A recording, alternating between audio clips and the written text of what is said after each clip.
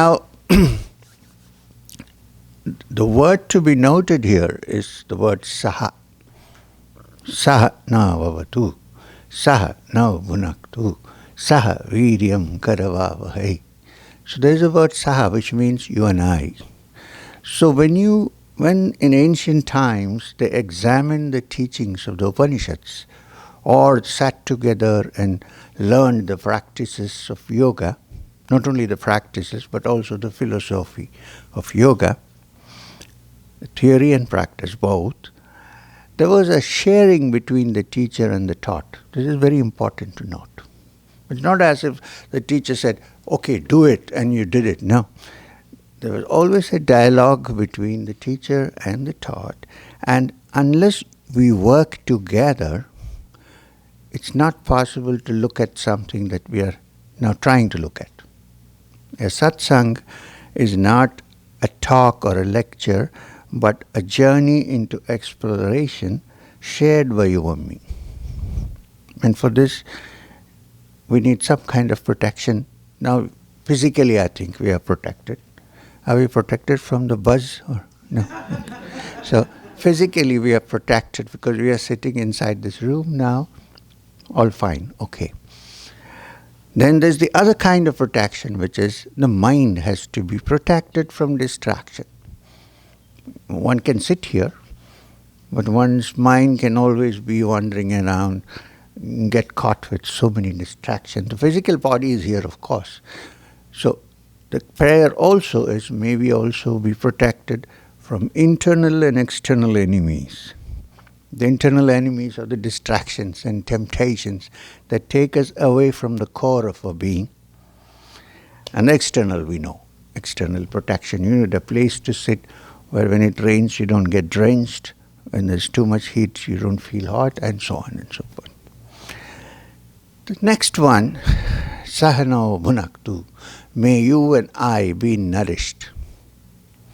Now, nourishment is very important. Therefore, we believe that you need proper nourishment for the body and also proper nourishment for the mind. When the mind and the body are properly nourished, then one touches the soul, which is the essence and source of all nourishment. It's not the other way. It doesn't come from here. It comes from inside out, not outside in. But therefore, to find that is the essence of our being, one has to go from outside in, so that you find out where is this nourishment coming from? What is the essence of our consciousness? Who are we? Where do we come from? And so on and so forth. So this is the nourishment. So physical nourishment and also mind nourishment. And mind nourishment of the mind, is all the teachings which are given to us that we can study carefully together. Now the third, sahaviryam karavavai, may our vitality increase, our vital force increase. This is very important for two reasons. One is, well, we all like to be vital and energetic and ready to do things. That's one part of it, physically. The other is that which we are searching for, the essence of our being, which of course is the entrance to infinity.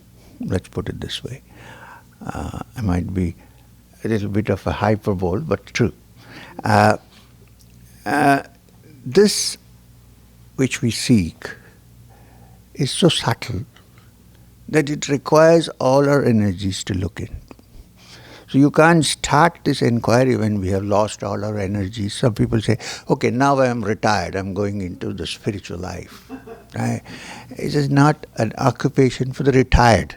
I mean, there's no harm in retired. It's better to go into this than something else. I understand that. But if you really need to examine, go to the core of one's being, the core of the universe, which also happens to be the core of our being. One needs a great deal of energy, and one needs a one-pointed attention to do that. Therefore, the prayer is, may our energies not be dissipated, may the increase, may the vitality in you and me, the vigor in us increase. In ancient times, when the student went to the teacher, there's a metaphor which says the student goes with fuel in hand. Now, it's in the ritual, the student carries a burning firewood in his hand and goes to the teacher. This is the metaphor actually, the external.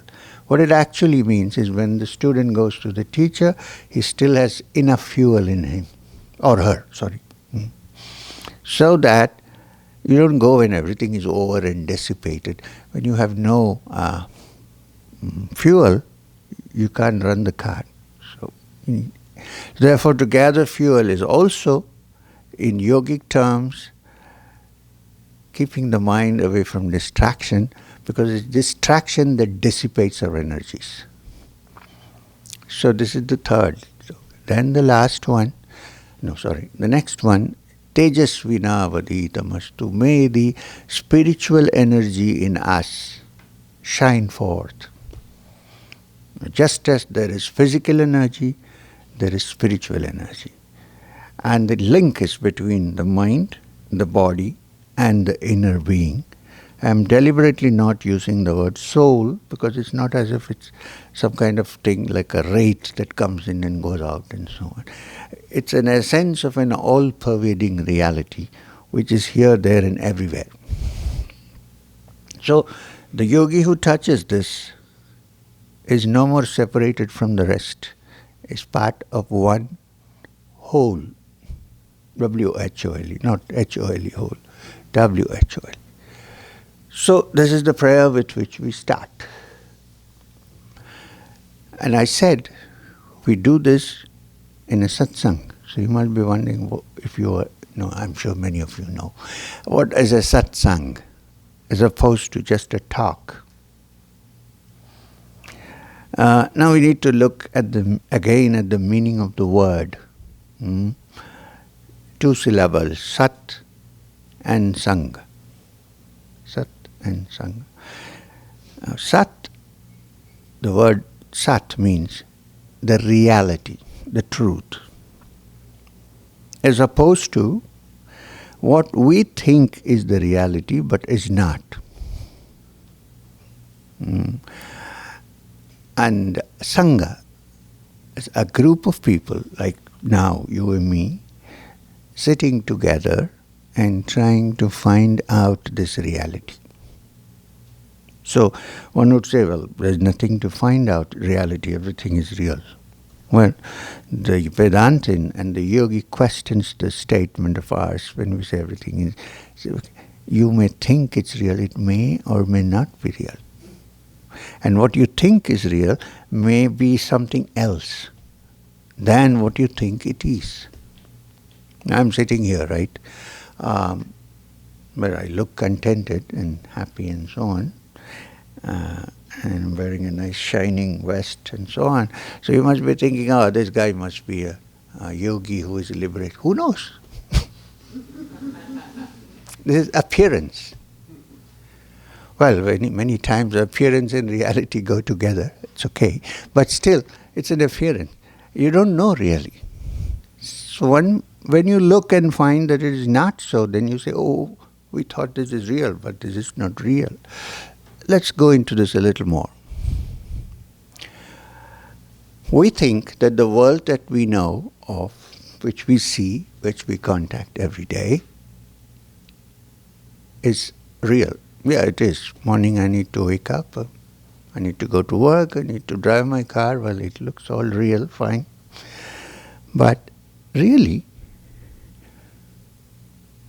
is the world that we see or we feel or in which we live in, do we really know how it is?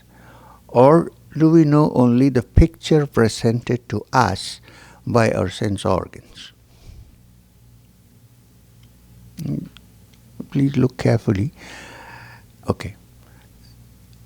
I look at you and see you in a particular shape, right? Why do I see you in this particular shape? And why do you see me in this particular shape? Because I see with my eyes The basic instinct, the basic instrument of perception we have is the eye. A lot of things depend on the eye. I'm talking about this eye, not this eye. This eye. So, from birth, the human species has a certain optical instrument called the eye, which we are born with. And this optical instrument, called the two eyes, have a certain kind of lens in them. So the shape of the human being sitting in front of me is decided by the image that I see because of this particular kind of convex lens. This has been fitted into my system from birth. Therefore, since it's from birth, I believe it is so. Now just imagine a fly, a common house fly. A common house fly, I'm sure you're aware of this, has what is called a compound eye, a cluster of eyes. We don't know how the lens is like because you need to go into the mind of the fly and look through its eyes to know. But it has a cluster of eyes called the compound eyes. So when it sees me or sees Jeff, who knows how it sees Jeff and how it sees me? Maybe seeing us as kind of cluster of pictures, maybe square or rectangular, God knows how it looks like. But we, because of our instruments of perception, have decided that this must be the truth. This is how we look. The fly says this is how they look. So which is correct? Well, they look, of course. But that they look this way or that way, who decides? So, but we kind of from birth accept this because we are equipped with no other instrument of perception. What if we were born with some other kind of instrument? Then we would have seen each other as something else. Of course, if you had called it a square and if he had called it a square, he would say square, but when he says square, he's talking about something else. When I say square, I'm talking about something else.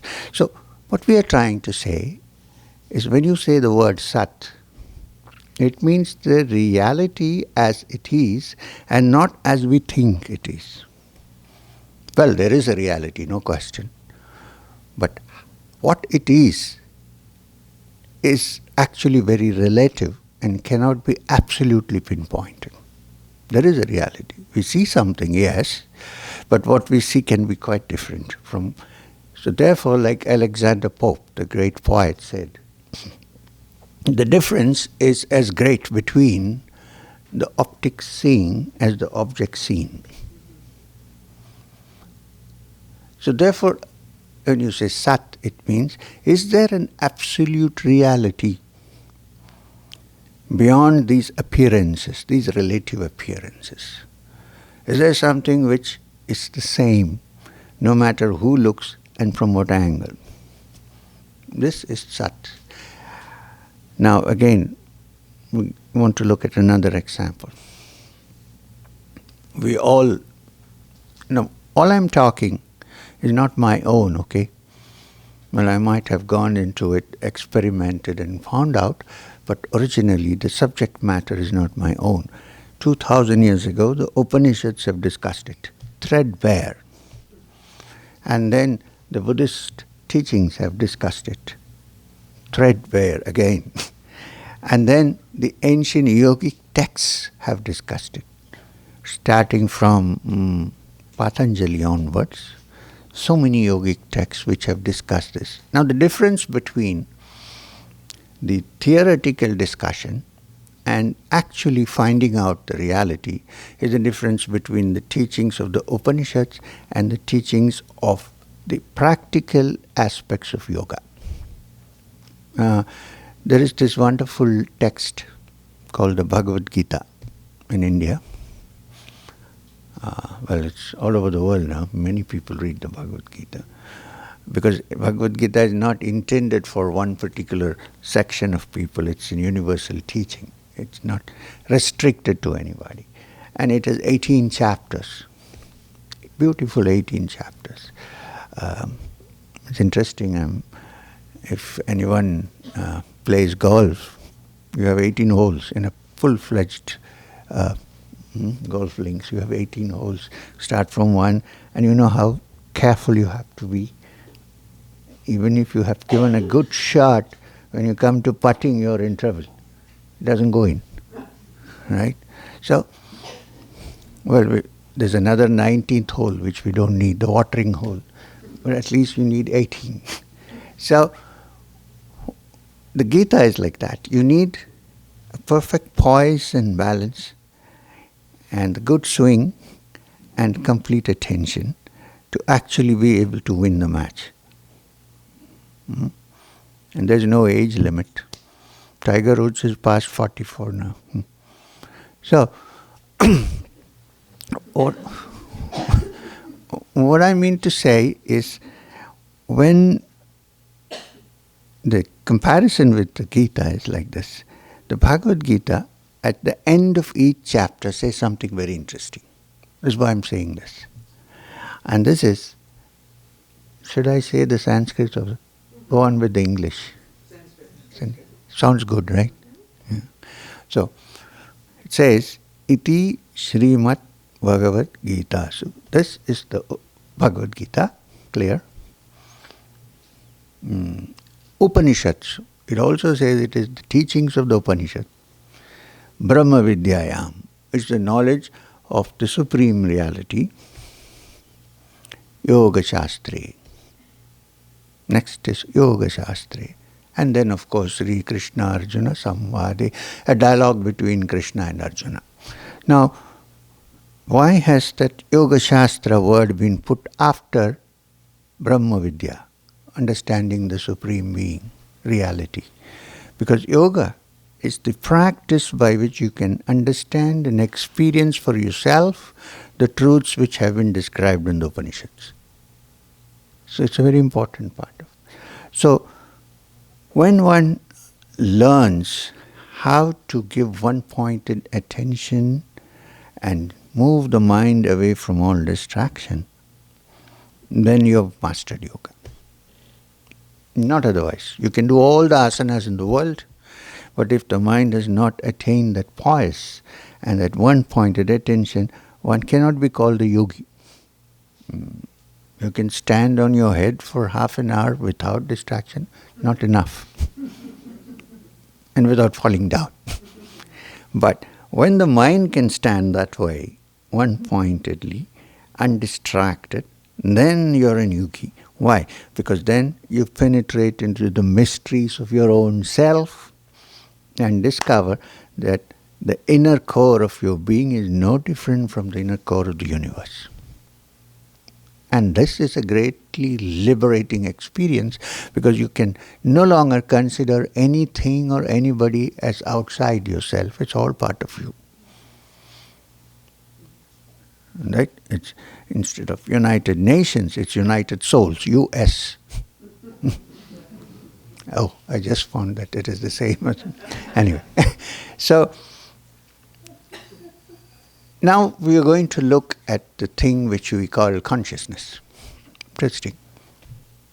Again, not my own. I've just studied it from the ancient sources and probably tried to understand.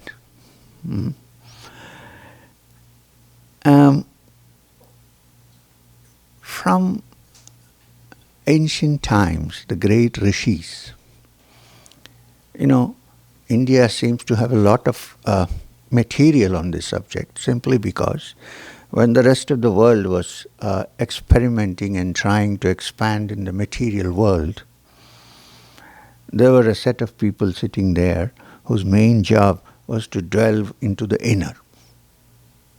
So they came out with various things, which is useful to all now.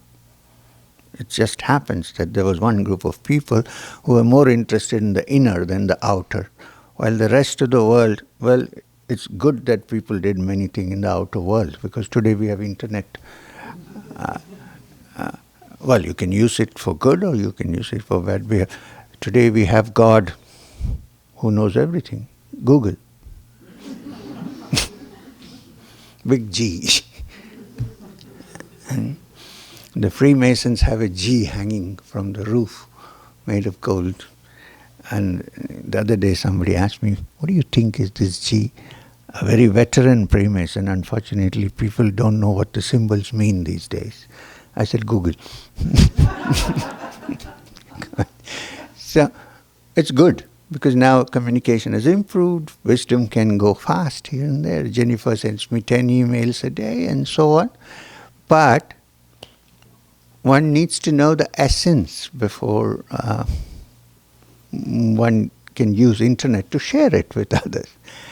And this is interesting because the ancient rishis said all human beings, and it's a fact, share in something very interesting.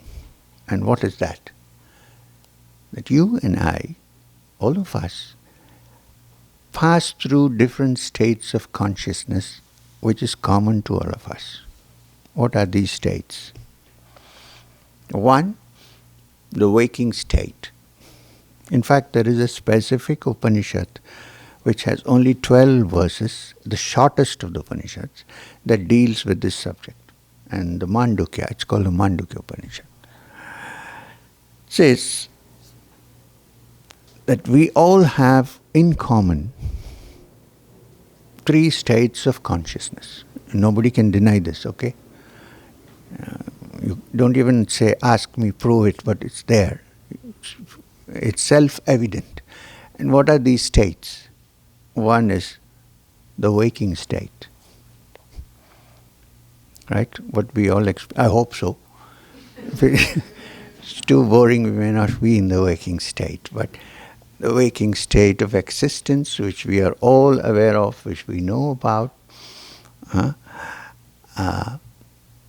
and that's the state in which we see this world, recognize it, interact with this world, and so on and so forth, until we are laid to rest. Then we have the dream state, very interesting state. What you cannot fulfill in your waking state, one can often fulfill in dreams, unconsciously. All the desires which we don't fulfill here get fulfilled in dreams.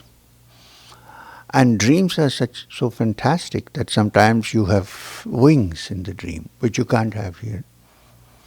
And they are so real. In a dream, if you're chased by a wild animal, even when you wake up, you're still palpitating and sweating and look behind to see if it's there, but it's not there. It's a dream. Then you say, oh, this is a dream, come on. But when you were dreaming, it's so real. Now it's not, because we have woken up. We have shifted from the dream state to the waking state. So these are common to all. You may be from this part of the world or that part of the world, man or woman, young or old. It's common for us. Dream and deep sleep. Waking state. A slip of the tongue. Now, there is the third state, which is also common to most of us, but I don't know how many of us really go into deep sleep, because we hover between half dream and deep sleep. But there is a state called deep sleep, where there are no dreams, there is no movement, there is no recognition, internal or external. And in that deep sleep, all are equal. The rich man and the poor man, both of them go into deep sleep. And it's necessary. If there was no deep sleep, I think we would have become more crazy than we are now. That's the period when the mind rejuvenates itself, because it has nothing to compare. It has nothing. When you're awake and, you go into a circle and nobody recognizes you, many people feel terrible. Oh, nobody recognized me. I'm supposed to be so and so, but in in deep sleep, no problem. You don't know who you are. You don't know where you are. You're not worried what people think. Everything is finished. You're in a state of complete bliss. Yes, but you're not conscious of it. One is unconscious of it. In a way, good. But then there seems to be some entity which is conscious of it. How do we know this? Because when we wake up from deep sleep, we always have a memory of a blissful deep sleep. We say, oh, that was a blissful sleep. And it's this that prevents us from waking up many a time, in the morning, in that bliss, and then you want to wake up, the alarm rings. It's so blissful, you switch it off. Rings again, you switch it off, because it's so blissful. Why would you come out and get into trouble? So, there is an absolute bliss in that state, but we are not aware of it at that point. But there seems to be a witness there which remembers that it was wonderful. And this is common to all. Now, the Upanishad postulates that there is another state which is called Turiya. So how do you define the state called, which is also common to all, if found? And how does one distinguish it from deep sleep? We can only say that suppose in deep sleep one becomes aware of it, which is not possible. You can't get to Turiya through deep sleep, then it would have been very easy. But suppose there is a state where you're fully experiencing, and you're fully alert, and you actually witness that the state of bliss of deep sleep, then that's called Turiya. So now, I'm going to tell you a little story. There was a great wise king in India called Janaka. Well, he's famous in India because he was the father of Sita, of the Ramayana. Janaka was a wise king. He was called a Raja Rishi because he was not only a Rishi, a wise man, but he was also a king, both.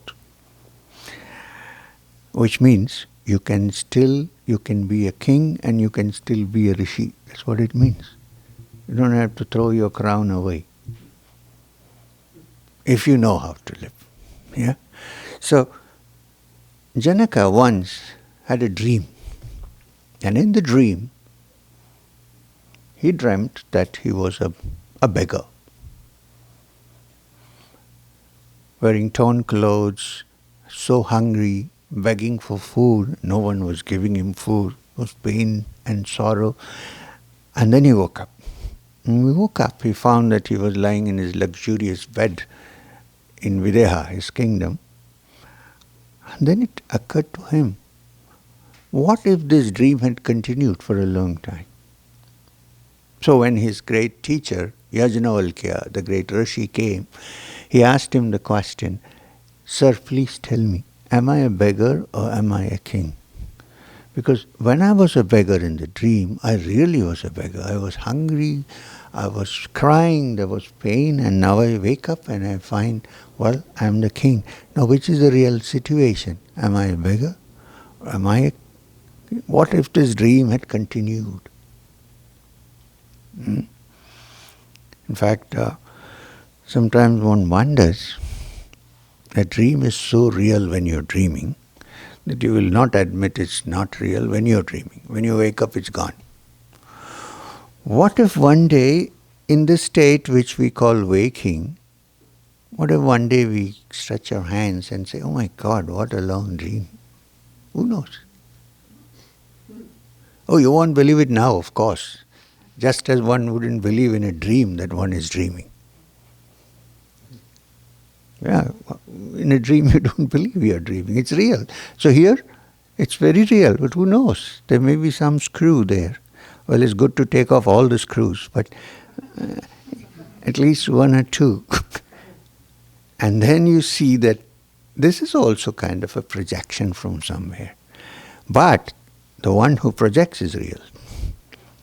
So the teacher, the Rishi, says to Janaka, "Look here, my dear, all the states that you pass through, dream, deep sleep, they are all relatively real, not unreal, but relatively real, and therefore not absolutely real. What is real? What is real is the witness that goes through all these states and is not affected by it in any way. And that witness is you. The real you is that witness. Not what you associate with and the roles that you play. A very simple example which we can all understand. Suppose I'm a good actor. Suppose I'm a good actor. Well, if I do my role to perfection, then I'm glorified by the press and by everybody, the viewers and so on. But what if when I go home, I continue to carry my role home? Suppose I'm acting as I'm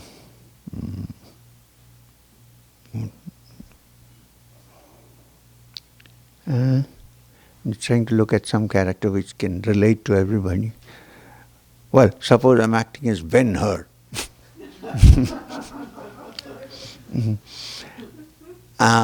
I do a good job. I'm doing it well, and so everybody appreciates it, and so on. I go on to win awards.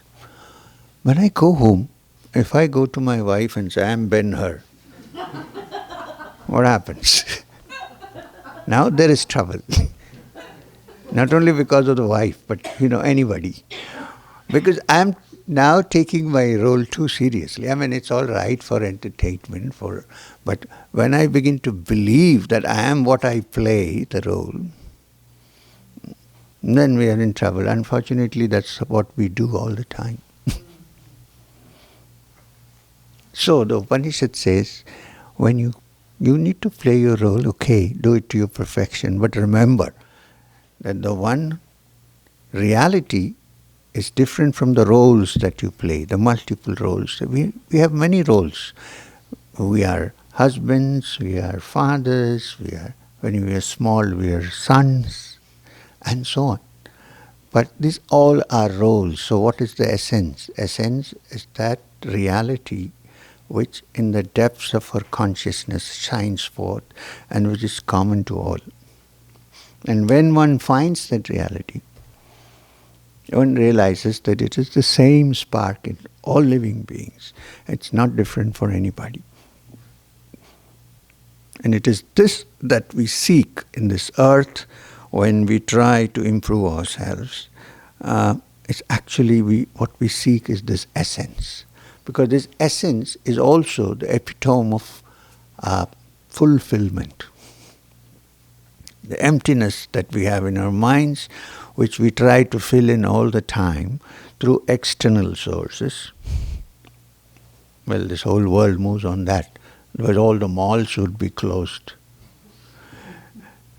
The emptiness that we have, which we try to fill in, thinking that we can fill in through gathering things from the outside world, actually that essence is in us. If only we reverse the direction of the search and go deep within.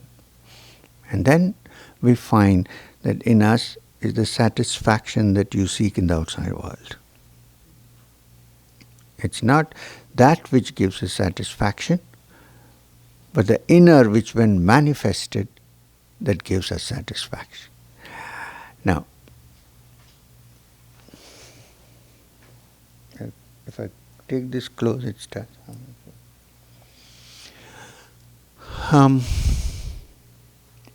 Before we start the dialogue, last I would like to mention something quite interesting. Okay. Suppose, forget about all Vedanta, Upanishads. Suppose I desire a car. Not all cars, one particular car, let's say. So what do I do normally? I work hard to get it. Beg, borrow, not steal, let's not say that.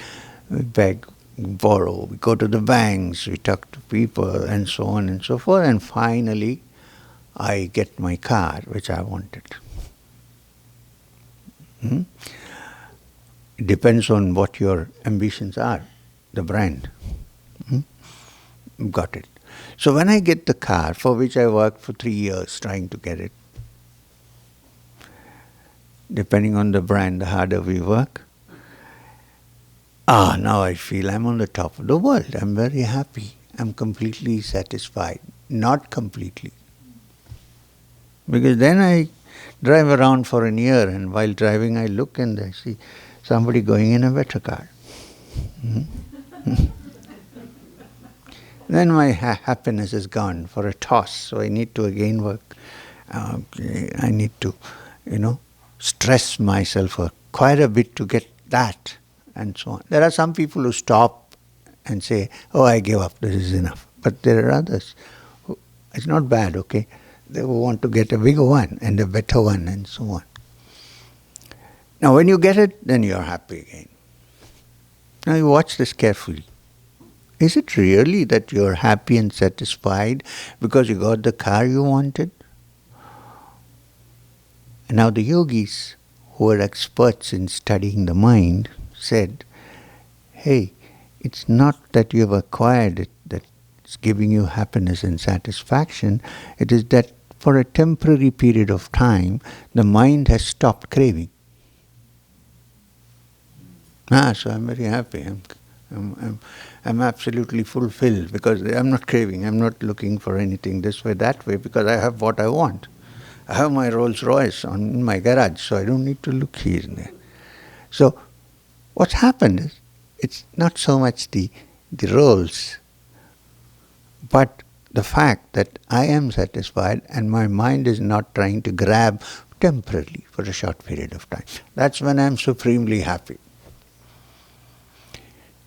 The yogi said, well, this situation, this position can be reached even without the rules. If you learn how to keep the mind quiet without distraction, without craving and running about here and there, even if it is for a short while, then you realize that the joy that you seek is all in here. The honey pot is inside your heart. You just need to find out how to open it, to go in there. This is the whole science of yoga and meditation, of how to free the mind from all distraction. In fact, the definition of yoga, according to Patanjali, the greatest writer on yoga, is yoga's chitta vritti nirodha. Yoga is the stopping of the distractions of the mind. If the distractions and the tensions and the conflicts of the mind are taken care of, and the practice of yoga is one way to get there, then you find that the treasure that you seek is right here to be found. And you don't need any special qualifications for that. No Ivy League, no Harvard, nothing required. Find it. So, this is the essence of the teachings of the Upanishads and also the teachings of yoga. And if you touch that, then you have touched the reality. The corollary to this is, to do this, you don't have to shave your head or change your robes or go to the Himalaya. Well, I did, foolish thing. But I enjoy the Himalaya. That's a different matter. Everybody should go at least once in their lifetime. Well, that's a different matter. So, what I mean to say is that you don't need to change your outward modes to experience this. It's enough that you turn within and look, because you can find it in the marketplace. You can also find it in another place. I admit that in the initial stages, when you need to tune in to the inner being, you need to free yourself from external distractions, and therefore short periods of solitude are good. I'm not denying that. But one doesn't have to become a monk to understand. This is what I'm trying to say. One can live in this world like the great King Janaka, who lived in his palace and yet was rooted to his inner being. Therefore, I think it's a good news, as they say, that the jewel is inside us. The Buddhists refer to it in their great mantra, Om Mani Padme Hum, Om, jewel in the lotus, and the lotus is here. or here. That's a different technical matter. But it's there. And there is the jewel in it. And it is this jewel that we are trying to find. And again, the good news is that you and I can find it. If I found it, you can find it too.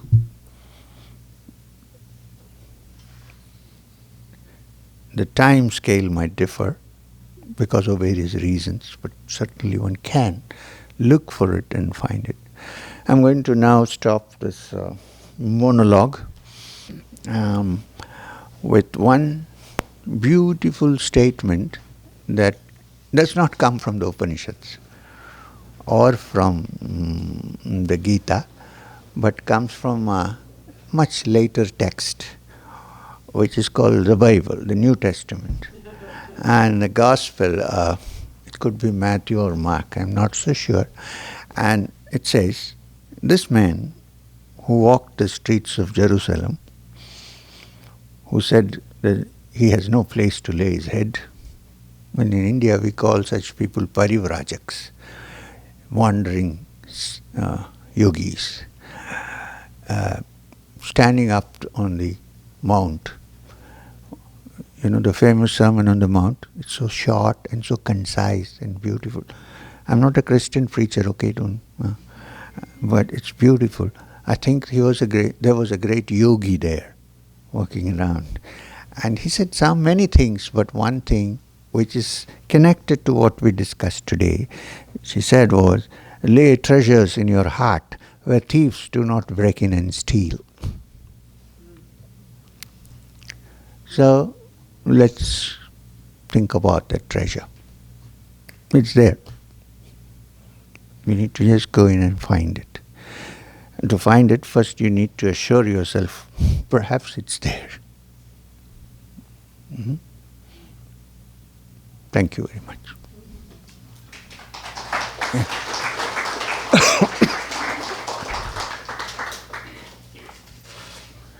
Now we can have dialogue. Unfortunately what happens when we start a dialogue is somebody is asking something and somebody is asking, becomes a big mess. So I suggested that we have questions written in a piece of paper so I can look at it. Also I have the advantage to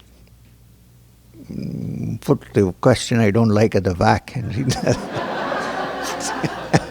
No, I won't do that. Sorry.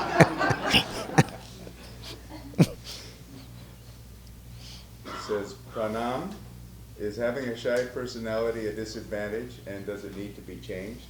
Is shyness just the ego trying to hide behind a mask?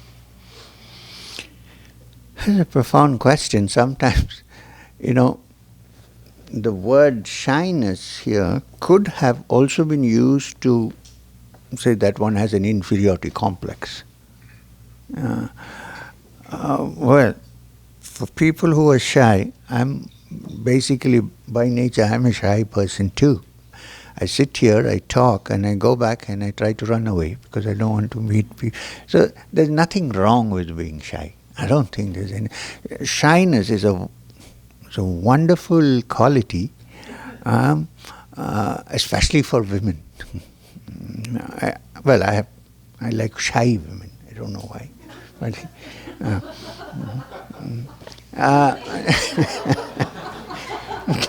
So it's not a disqualification. I don't see that as a disqualification. It's a wonderful thing to be shy. It's also being modest, and also being sensitive. You're affected by other people, so you feel shy. There's nothing wrong with that. But there might be some careers in this world where you cannot be shy. So you need to develop a way to get out of it sometimes. All I'm saying is don't consider it as a vice, way I see. I'm not glorifying it as a virtue. I may like it, but but don't consider it as a vice. It's just one aspect of character of a certain kind of person. It doesn't matter, really. In fact, to be modest and shy are good things in some ways. But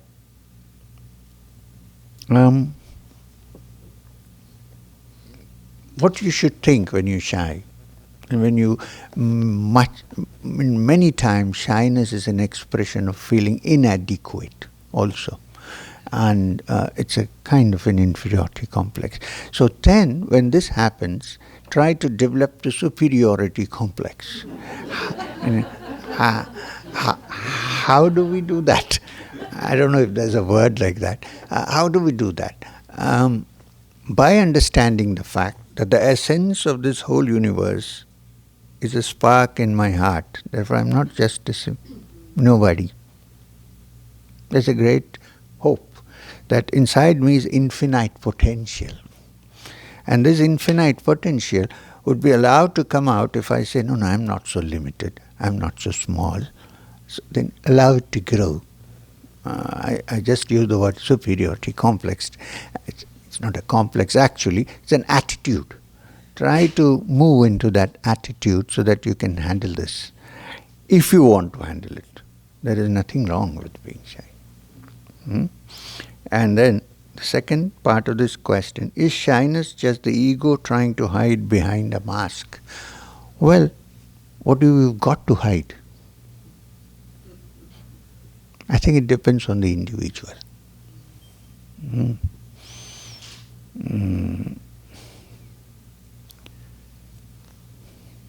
There's something I was trying to remember.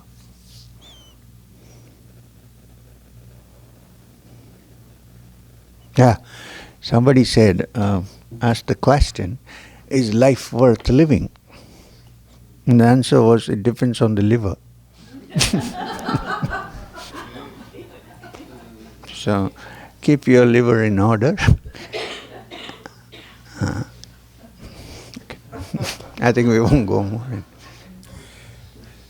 Too much temptation around, but...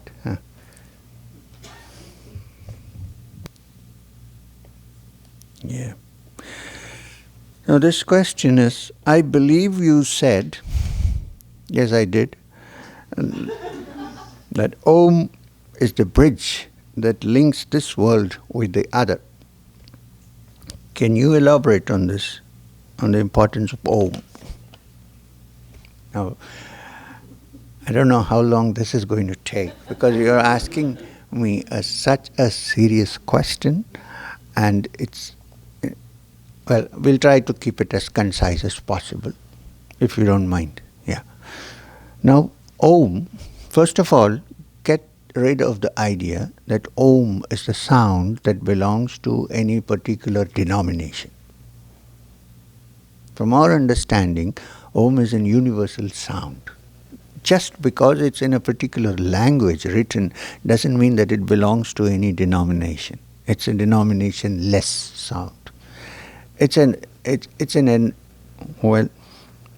been referred to in a different way, not as Om, but as sound, and also as the word. If you go back to some of the Eastern scriptures, you have the mention of the beginning was the word. Word means sound. And when you say word, and someone said, I'm the Alpha and the Omega, if you say the Omega is Om, you know what I mean? So, now, the general description of Om is that it's a three-syllable word with A, U, and M. Om. A, U, and M, which is Om. Nothing to do with this M. So, A is supposed to represent the origin of this universe, because it's the first simple word which even a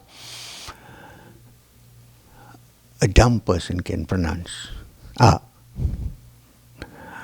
And therefore it represents the origin of the universe, from simple A to B, C, and so on. A, B, C, and the alphabet. You know, Sanskrit has a beautiful word for alphabet. It's called akshara, which means indistractable.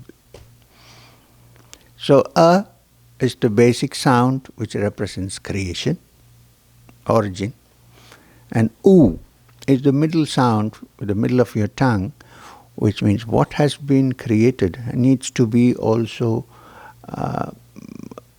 let's not use the word creation, what has originated has to be also sustained.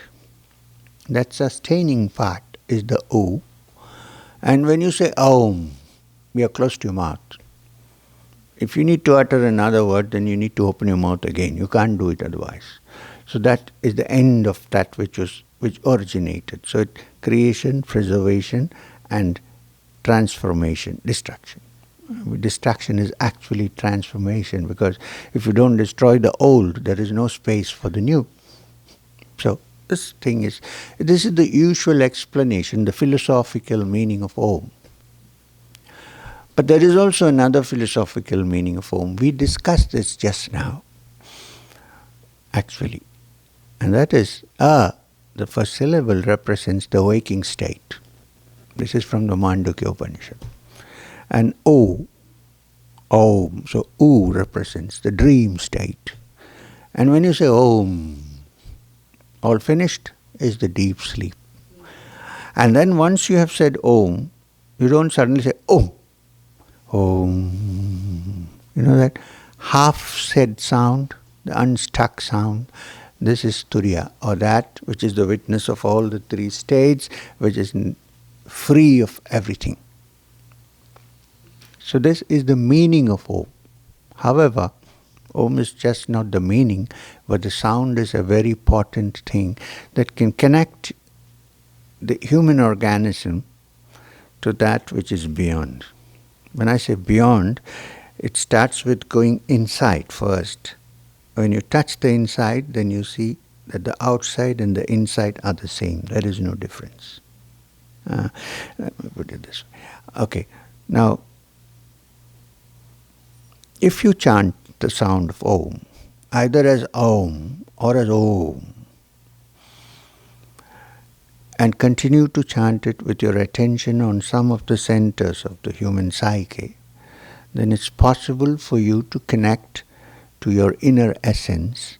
And when you're connected to the core of your being, your consciousness, then you're connected to the consciousness that pervades the universe. So this is the sound that can link you from the ordinary to the extraordinary. And you don't have to think it's Hindu, Christian, nothing. Just think of it as a pure sound and chant it. We generally do it with complete attention on this part, which is called the Ajna, which is a very powerful and important psychic center in the human constitution. So picture your attention there. And before we chant, what we do is knock a few times. Careful if your nails are sharp. And then where the feeling is of a little bit of pain, fix your attention there and chant Om. Try it and see what happens, how it works. Chant a long Om. Om. And give a lot of stress to the last sound, Ma. You know this sound, Im, at the end, Ma, is by itself a very soothing sound. You go into a place where patients are convalescing, and the commonest sound you hear is because it's built in. The brain knows that this sound brings about some healing and peace. So when you put all this together, then you have Om. And daily chanting of Om, after knocking here, knock and it shall be opened unto thee. And then, therefore, if thine eye be single, thy whole body shall be full of light. So fix your attention here and chant Om, and then find out for yourself the link.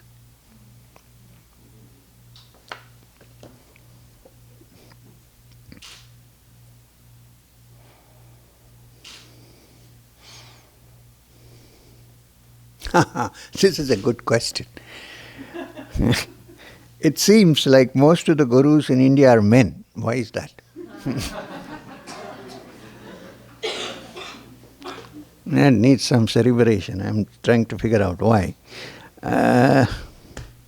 Well, I would say that it's not really true that most of the teachers in India are men.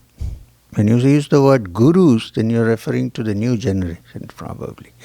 Uh, um, in fact, this is very interesting that there are more gurus than disciples these days. Right? I'm sorry, but so I really can't find an explanation for this question. However, I know that in ancient times there have been great teachers who have been women, not only men. If you go back to the Upanishadic period, there's a great teacher called Gargi, who was so powerful that she sits in the council of rishis and says, I'm going to ask you a question. If you don't answer this question, your head will fall off. Not that she's going to kill somebody, but the weight given to this great teacher, it's not like that. But I think sometime in the history of religion and religious teachings and philosophy, it became kind of a patriarchal society, and slowly pater became more important than mater. And therefore, we don't find so many women. I have no other explanation. Also, when you are a yogi, usually it means that you lead a wandering life. You go off to the Himalayas, you stay in caves, you learn. And those days, perhaps the women were not equipped to do that. However, as time goes on, I have a feeling that we have had enough of these men gurus. Why don't somebody else take over?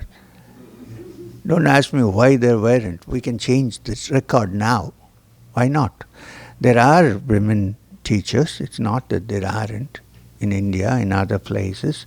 But like somebody asked me, many of them are modest, so they don't want to say we are gurus, maybe. My suggestion is, it's a time to change this now.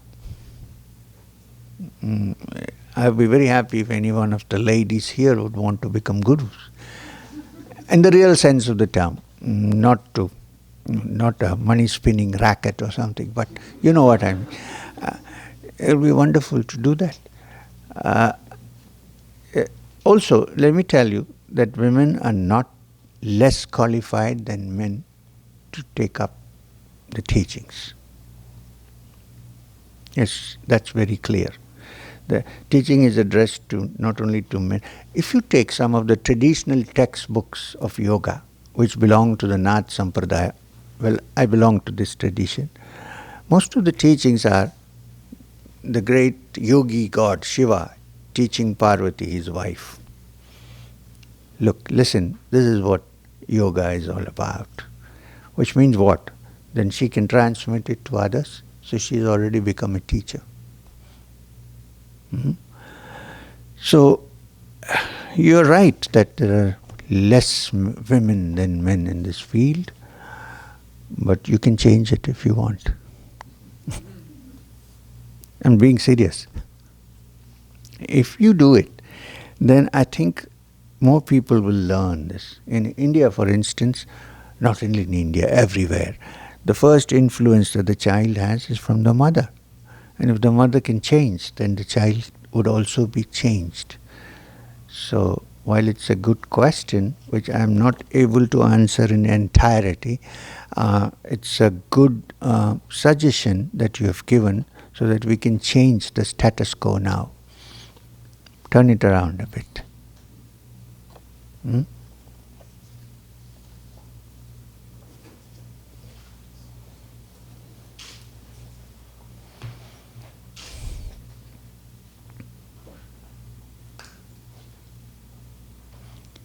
Should I read this question? Here's a word used, which is so common, we all use, sometimes not even realizing what we're talking about. Someone has asked me this question: how would you define love?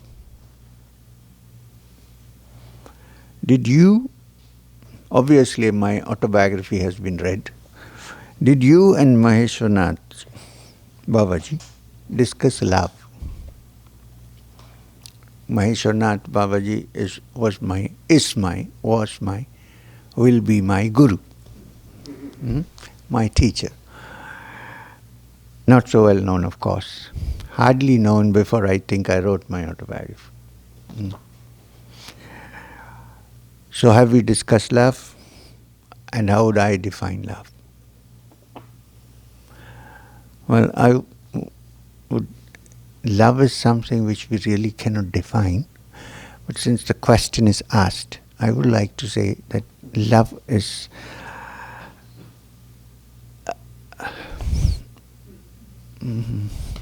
no words. It's so close to what the Upanishads describe as the truth. When they say, yad vacha na bhyutitam, that which words cannot describe. There are many kinds of love. There is physical love, there is love between the mother and the child, there is love between two good friends. But if you really want to stress the importance, the core of love would be selflessness, I think. When there is love, then you don't ask for anything, you would rather give. I think that is a very good definition of love. And if there is mutual love between two, you don't expect anything from each other. You just want to live with that love, with that feeling. You don't get anything out of it. It's worth without taking or giving. It's not a give and take. It's not a business. You know what I mean? A give and take is business. Love is something very close to the word, the big word I'm very worried about using it, compassion. Love is when the heart melts, when you hear the cry of a child on the street. Love is when you want to give everything that you have and say, let that person be happy. Love is also when you share feelings mutually and don't put each other down. When two people love each other, I think they are on an equal footing. There is nothing, nobody's down and nobody's up. And I think true love can happen only when all egotistic feelings are set aside. Then there is love. I don't know anything more to say on this question because there's nothing you can say about love. You become silent. The second part of the question is, did you and Maheshwarnath Babaji discuss love? We were in love. We didn't discuss love. In a different way. You know what I mean. I don't know how to explain this because the connection between us was so deep that after a while we were not two different entities but one. Not separate. So if this can happen with hearts, then we have love. Otherwise love is a word. Doesn't mean. Okay. I'm going to explain, I'm going to give you an example of not what we call, there is nothing called ordinary or extraordinary love, but still in gradation for practical purposes. Let's say there is this ordinary love between two young people. Well, you might explain it, it's a hormonal love, it's okay, it doesn't matter. Everything has some chemical basis. Even in meditation when I say, oh, I feel good, which means some serotonin has gone into your bloodstream. So there is a chemical basis, it doesn't matter. Suppose two young people are in love and they stand for hours together doing nothing, speaking nothing, just looking at each other's eyes. What are they doing? Can you explain it? We cannot. We had a Hindi movie in India called Kuch Kuch Hota Hai. Something is happening, but we don't know what's happening. So, if this cannot be explained, we just cannot explain love in a divine way. It's difficult. Words fail.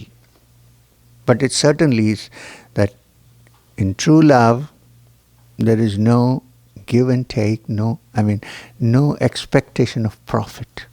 It's not a business. You give, you don't expect anything.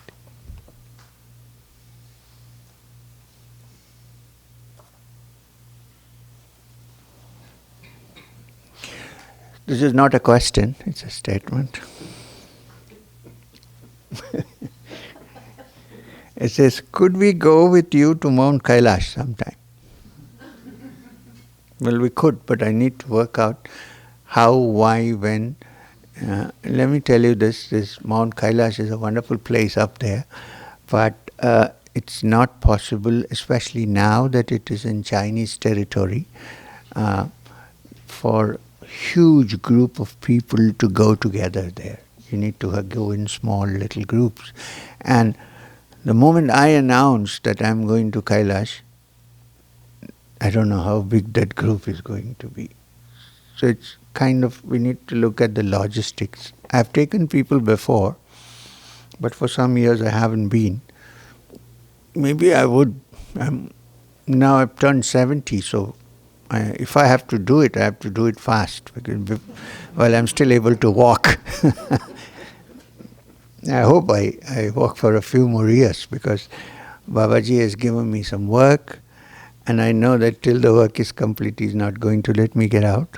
So we'll see. I can't promise you anything on this matter, sorry. But keep an eye and see if there's any stirring in that direction, and be fast. If you find something happening on the website or somewhere, quickly apply. First come, first served.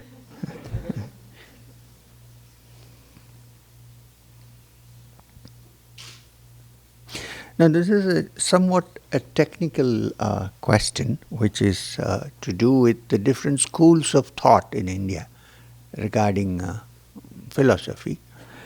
The question is first, thank you very much, God bless you. Somebody says pranams. Advaita or Dvaita? Technical ground. Or a healthy blend?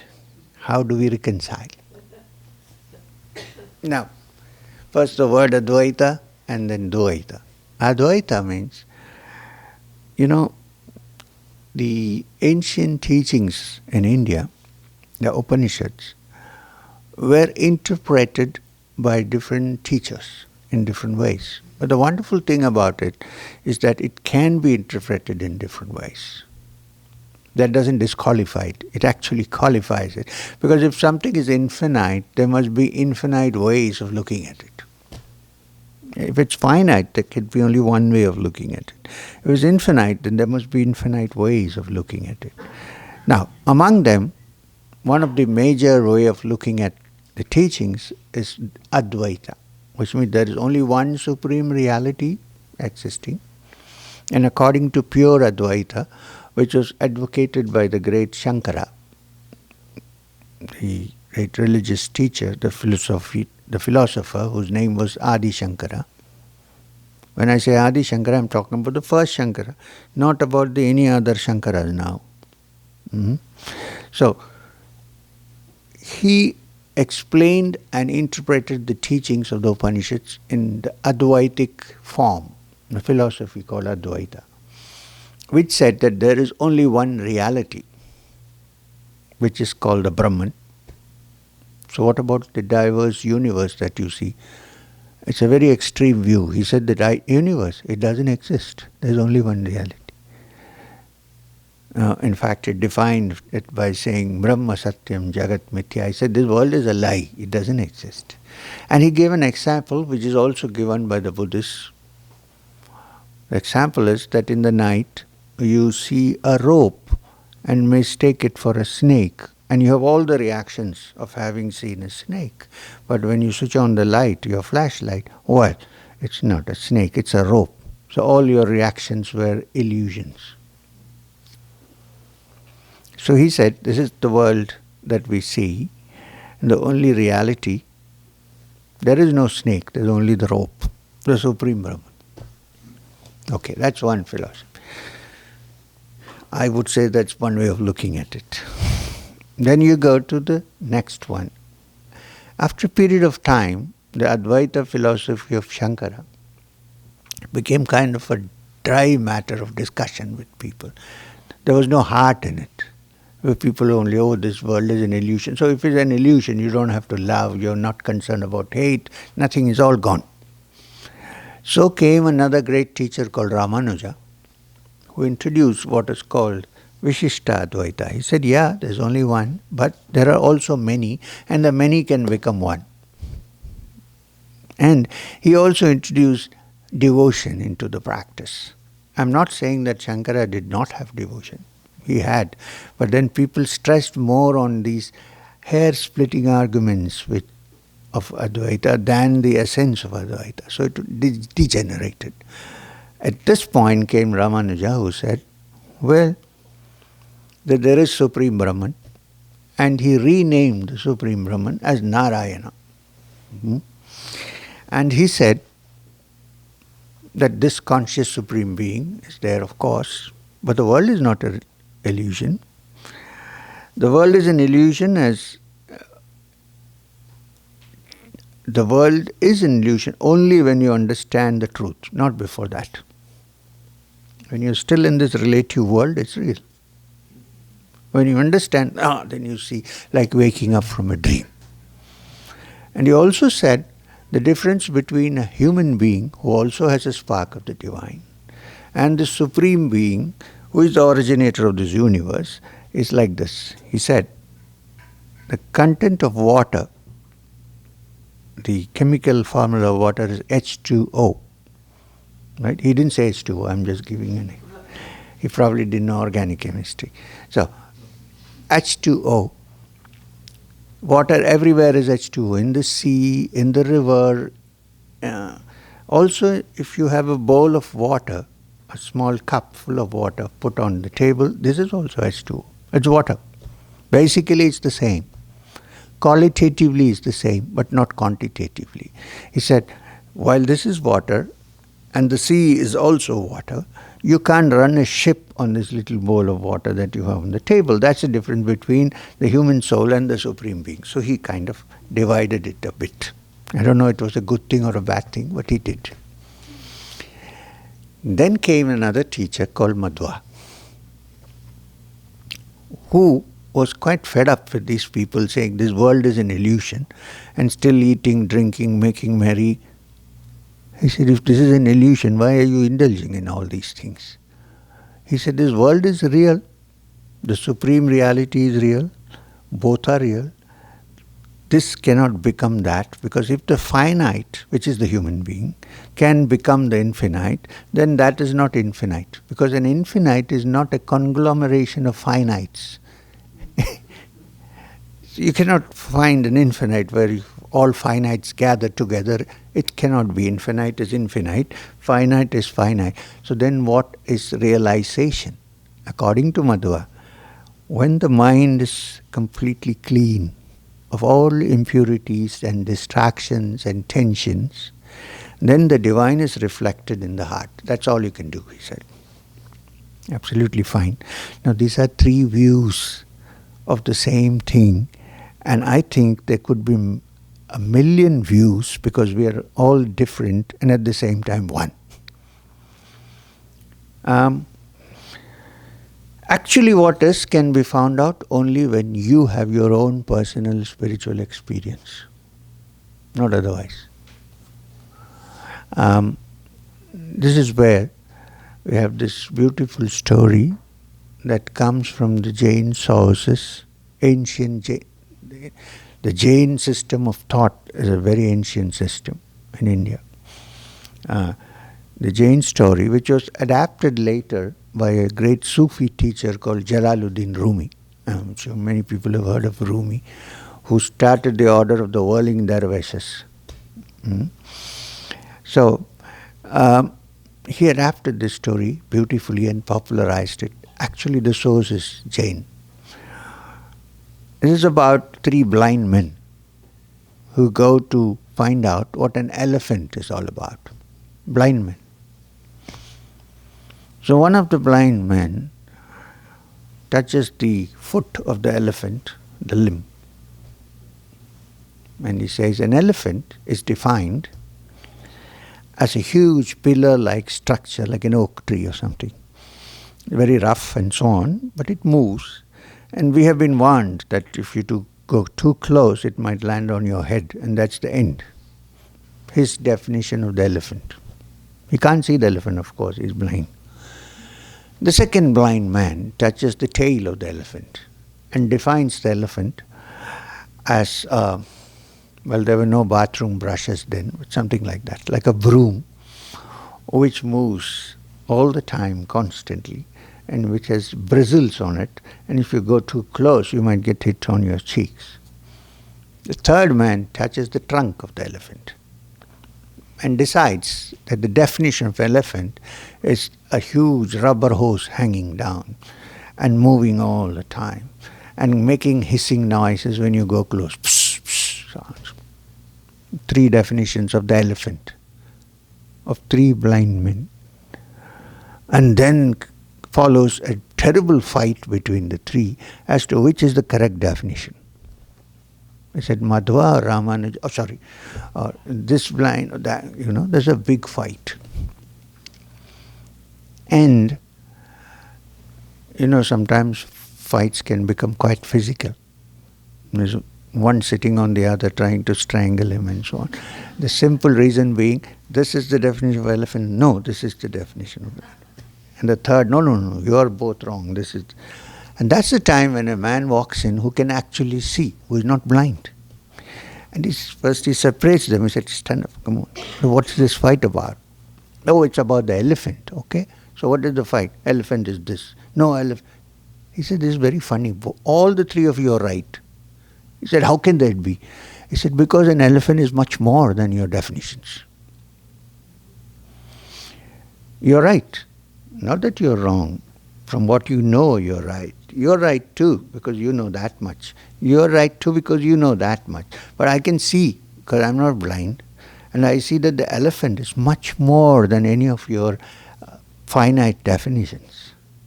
So therefore, look at all these definitions as finite interpretations of the puny little human brain. And that the reality could be much more than all these definitions put together. We can't grasp it. So it's a good idea to say, well, this may be right, that may be right, but the ultimate can only be experienced, and it can't be put in words.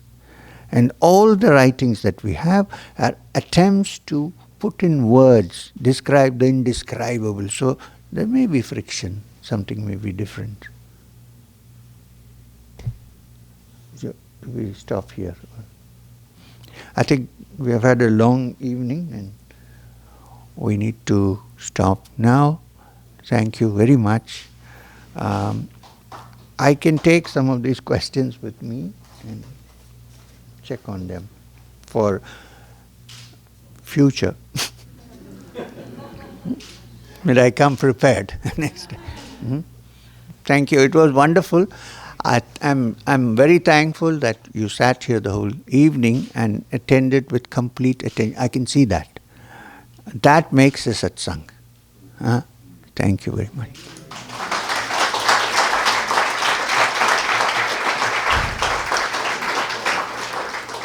Anything else?